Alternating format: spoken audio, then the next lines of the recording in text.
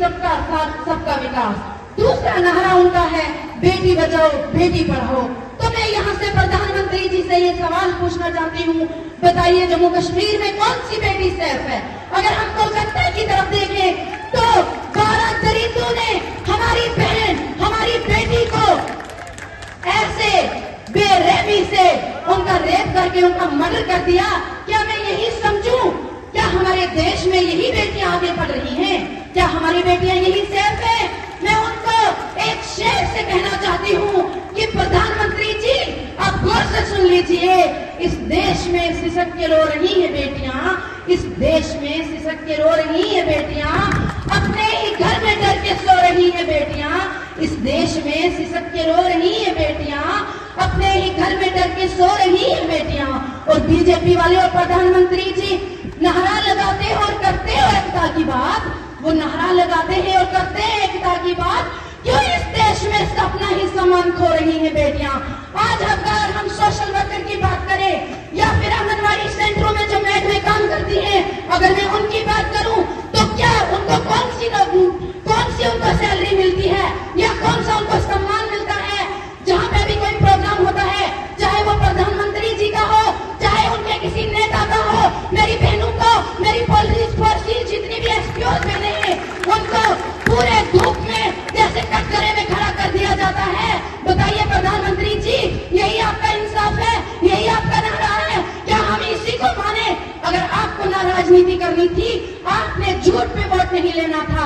मैं तमाम यहाँ के बुजुर्गों, अपनी माओ बहनों को कहना चाहती हूँ कि आप विनोद मिश्रा साहब के हाथ मजबूत कीजिए और इंशाल्लाह आने वाले समय में जितनी भी अधूरे काम आजाद साहब के छूटे हैं वो ये सब पूरे करेंगे। क्योंकि आप ये मत समझिए कि एक विनोद मिश्रा साहब है, इनके पीछे हजारों विनोद मिश्रा साहब खड़े हैं। क्योंकि हमें आज चट्टानों की तरह इनका साथ देना है। इंशाल्लाह आप सबने तो 1 तारीख तक ही मेहनत करनी थी, लेकिन इनकी जिम्मेदारी 5 साल तक बनती है। आप एक दिन धूप में मेहनत करो और 100% पोलिंग करो तो इंशाल्लाह आने वाले समय में ये 5 साल आप लोगों की खिदमत करेंगे। मैं यहाँ से अपने जितने भी मेरे वर्कर हजरात हैं जो डेमोक्रेटिक प्रोग्रेसिव आजाद पार्टी से बिलोंग करते हैं, मैं उन्हें कहना चाहती हूँ कि अगर आप बोलोगे कि विनोद मिश्रा साहब है वो अपनी किस्मत से निकल जाएंगे, तो ऐसा नहीं है। क्योंकि फूल यूं ही खिला नहीं करते, बीज को दफन होना पड़ता है। इसलिए आप सबको जैसा जोश, जैसा दबदबा आपका यहाँ है, हर पोलिंग स्टेशन पे होना चाहिए और 100% जब पोलिंग होगी उसमें से अच्छे मार्जिन जब हमारी पार्टी को आएंगे, फिर हम मानेंगे कि आपने मेहनत की है। हर पोलिंग स्टेशन पे आपको विनोद मिश्रा साहब बनना पड़ेगा, तब जाके हमारा ये कैंडिडेट जाके असेंबली में पहुंचेगा। भी मेरे वर्कर हजरात हैं जो डेमोक्रेटिक प्रोग्रेसिव आजाद पार्टी से बिलोंग करते हैं, मैं उन्हें कहना चाहती हूँ कि अगर आप बोलोगे कि विनोद मिश्रा साहब है वो अपनी किस्मत से निकल जाएंगे, तो ऐसा नहीं है। क्योंकि फूल यूं ही खिला नहीं करते, बीज को दफन होना पड़ता है। इसलिए आप सबको जैसा जोश, जैसा दबदबा आपका यहाँ है, हर पोलिंग स्टेशन पे होना चाहिए और 100% जब पोलिंग होगी उसमें से अच्छे मार्जिन जब हमारी पार्टी को आएंगे, फिर हम मानेंगे कि आपने मेहनत की है। हर पोलिंग स्टेशन पे आपको विनोद मिश्रा साहब बनना पड़ेगा, तब जाके हमारा ये कैंडिडेट जाके असेंबली में पहुंचेगा। मैं तमाम हजरात से ये गुजारिश करना चाहूंगी और खास करके अपनी बहनों से कहना चाहूंगी, क्योंकि मैं भी तो बहुत कम उम्र की हूँ, लेकिन मैंने वो तारीफ पढ़ी है आजाद साहब की, जब आजाद साहब ने 27 मंथ में जो डेवलपमेंट की है, 8 डिस्ट्रिक्ट दिए हैं, 4 जम्मू में और 4 कश्मीर में दिए हैं, जिसमें हमारा डिस्ट्रिक्ट सामा भी आता है।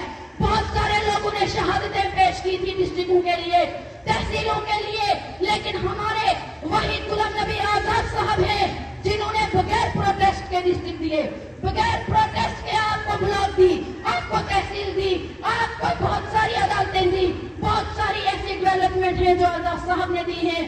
मैं आपसे गुजारिश करना चाहूंगी कि आपने वो वक्त नहीं भूलना है, उस दौर को आपने याद रखना है। और मैं यहाँ से तमाम अपनी बहनों से कहना चाहती हूँ जो आज सोशल मीडिया पे टिकटॉक बना के पैसे कमाती हैं, इसके जिम्मेदार आप नहीं हैं।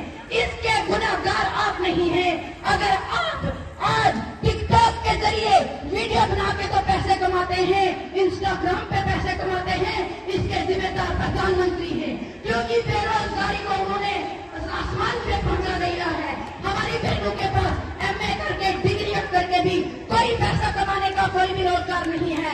इसलिए मेरी माओ मेरी बहनों को नंगा नाच नचाया जाता है। मैं यहाँ से प्रधानमंत्री जी से कहना चाहती हूँ कि आपका वक्त भी पूरा हो चुका है और अब आप किसी और को मौका दीजिए जो हमारे जम्मू कश्मीर में अमन खुशहाली तरक्की ला सके। और मैं तमाम बहनों से गुजारिश करना चाहती हूँ, खास करके सांबा की आवाम से गुजारिश करना चाहती हूँ कि आप विनोद शर्मा साहब के हाथ मजबूत कीजिए, इनको असेंबली में भेजिए। जितने भी अधूरे काम आजाद साहब के रहे हैं वो ये पूरे करेंगे। लास्ट में मैं एक शेर से रुखसत हो जाना चाहूंगी। खुदी को कर बुलंद इतना हर तकदीर से पहले, खुदी को कर बुलंद इतना हर तकदीर से पहले, खुदा बंदे से पूछे बता तेरी रजा क्या है। जो मेरी यूथ है आज जो ड्रग्स कर रही है, मैं उन्हें कहना चाहती हूँ अगर इतने मायूस आप हो गए हो बेरोजगारी के लिए, लेकिन अगर आप ड्रग्स करते हो उससे आपको नुकसान है, आपके माँ बाप को नुकसान है। जो मेरी माए बहनें देहातों में काम करती है, बाजारों में काम करती है, सड़कों पे काम करती है, उनको नुकसान है। लेकिन आप हमारी पार्टी के हाथ मजबूत कीजिए, इंशाल्लाह तमाम जितनी भी बेरोजगारी है खत्म हो जाएगी। और इंशाल्लाह मैं यहाँ से कहना चाहूंगी, हमारा एक इलाका है गली बिटौली जहाँ पे चिड़िया नहीं पहुँचती थी, आजाद साहब ने स्पेशल भर्ती वहाँ पे दी हुई थी। और इंशाल्लाह यहाँ के तो बहुत सारे एरियाज अच्छे हैं, यहाँ पे बहुत सारी डेवलपमेंट हो सकती है। और लास्ट में मैं आप सब से कहना चाहती हूँ, मंजिल से आगे बढ़कर मंजिल तलाश कर, मंजिल से आगे बढ़कर मंजिल तलाश कर, मिल जाए तुझको दरिया तो समंदर तलाश कर। हर शीशा टूट जाता है पत्थर की चोट से, हर शीशा टूट जाता है पत्थर की चोट से, जो पत्थर ही टूट जाए वो शीशा तलाश कर। हर शख्स यहाँ चल रहा है नफरत की आग में, हर शख्स यहाँ चल रहा है नफरत की आग में, जो नफरत की आग बुझा दे वो पानी तलाश कर। Thank you so much. बहुत बहुत